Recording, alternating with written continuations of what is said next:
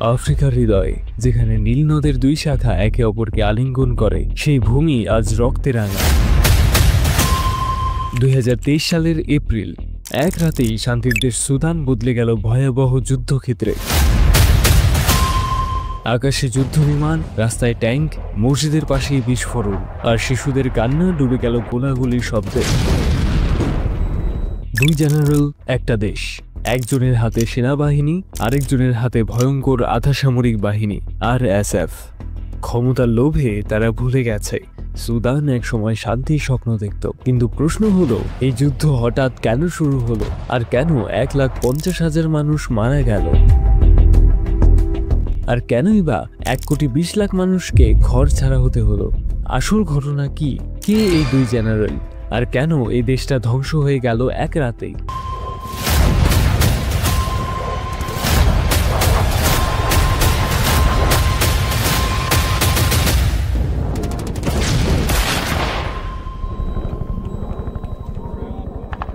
এই যুদ্ধের পেছনের গল্প শুরু হয়েছিল অনেক আগেই, 3 দশকের পুরনো এক স্বৈর শাসনের সময় থেকে। 1989 সালে সামরিক গণ-অভ্যুত্থানের মাধ্যমে ক্ষমতায় আসে ওমর আল বশির নামের এক ব্যক্তি।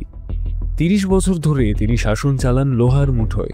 এই সময়ে দারফুর অঞ্চলে ঘটে ভয়ঙ্কর গণহত্যা, যেখানে লক্ষাধিক মানুষ মারা যায়। 2019 সালে জনবিক্ষোভ ও সেনা হস্তক্ষেপে বশিরের পতন ঘটে। মানুষ ভেবেছিল এবার হয়তো নতুন এক সূর্য উঠবে, গণতন্ত্রের ভোর ফুটবে, কিন্তু আশার সে আলো টিকল না বেশি দিন।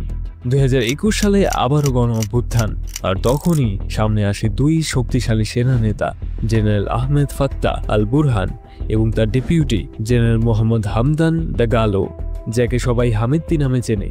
দুজনের মধ্যে বিরোধ ছিল একটা প্রশ্নেই, RSF বাহিনীকে সেনাবাহিনীর সঙ্গে একীভূত করা হবে কিভাবে, আর সেই নতুন বাহিনীর নেতৃত্ব কে নেবে?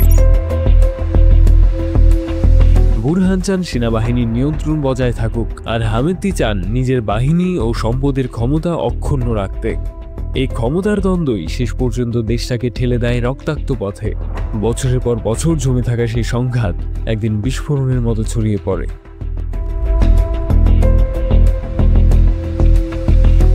2023 সালের 15 এপ্রিল প্রথম গুলির শব্দ শোনা যায় রাজধানী খার্তুমে।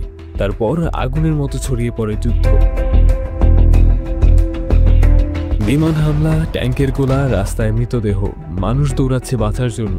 কিন্তু হামেদ্তি যে বাহিনী নিয়ে যুদ্ধ শুরু করেছিল, তার ইতিহাসও ছিল ভয়ঙ্কর।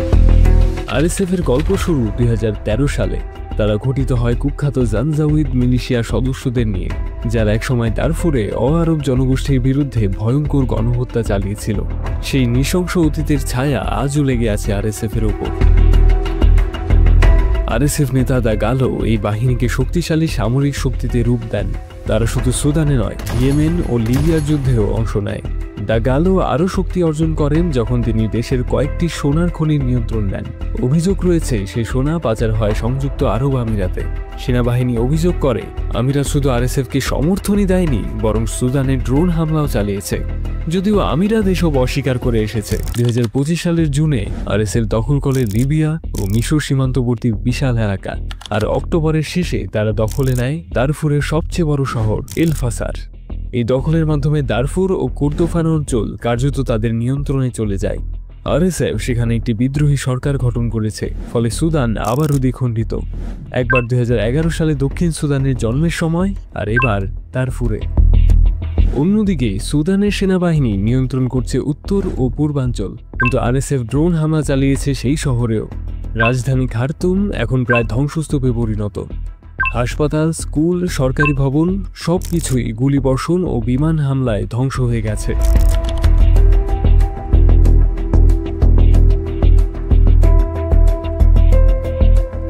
সৌদি আরব ও বাহরাইনে একাধিকবার শান্তি আলোচনা হয়েছে, কিন্তু কোনো দিকেই অগ্রগতি হয়নি। বিশ্ব স্বাস্থ্য সংস্থার প্রধান টেড্রোস গেব্রেয়াসুস দুঃখ করে বলেছেন, বিশ্ব হয়তো সুদানকে ভুলে গেছে। জাতিসংঘের খাদ্য কর্মসূচি জানিয়েছে সুদানের প্রায় 2,40,00,000 মানুষ এখন তীব্র খাদ্য সংকটে ভুগছে। দুর্ভিক্ষ, রোগ আর যুদ্ধের ভয় সব মিলিয়ে প্রতিদিন বেঁচে থাকাটাই এক নতুন যুদ্ধ। দারফুরের এক নারী বলেছেন, আমার চোখের সামনে আমার সন্তানকে হত্যা করেছে ওরা। আমি শুধু দৌড়েছিলাম বাঁচার জন্য। এমন হাজারো গল্প ভেসে বেড়াচ্ছে সীমান্তের পথে। প্রতিদিন প্রায় 5,000 মানুষ পালাচ্ছে চাঁদ, মিশর, দক্ষিণ সুদান ও ইথিওপিয়ার দিকে। তাদের হাতে কিছুই নেই, না খাবার, না আশ্রয়, না ভবিষ্যতের নিশ্চয়তা, শুধু একটাই আশা, হয়তো কোথাও শান্তি আছে। কিন্তু বাস্তবতা হলো সুদানে এখন এমন কোনো জায়গা নেই যেটাকে পুরোপুরি নিরাপদ বলা যায়। 2025 সালের শেষ প্রান্তে এসে সুদান কার্যত ভেঙে পড়া এক রাষ্ট্র। রাজধানী খার্তুমে সেনাবাহিনী টিকে আছে, কিন্তু পশ্চিম ও দক্ষিণে চলছে RSF এর শাসন। দেশজুড়ে দুর্ভিক্ষ, লুটপাট আর রোগে মানুষ মরছে প্রতিদিন। একটা সময় ছিল যখন সুদান ছিল আফ্রিকার আশার প্রতীক, সাহিত্য, সঙ্গীত, সংস্কৃতির মিলনভূমি। আজ সেই দেশ পরিণত হয়েছে এক রক্তাক্ত স্মৃতিতে, যেখানে প্রতিটি বুলেটের শব্দ মানে একটা স্বপ্নের পতন, প্রতিটি শিশুর কান্না মানে একটি সভ্যতার পতন। সুদান আজ রক্তে লেখা এক শিক্ষা, ক্ষমতার লোভ যখন মানবতার উপর চেপে বসে, তখন ইতিহাসও রক্তে ভেসে যায়।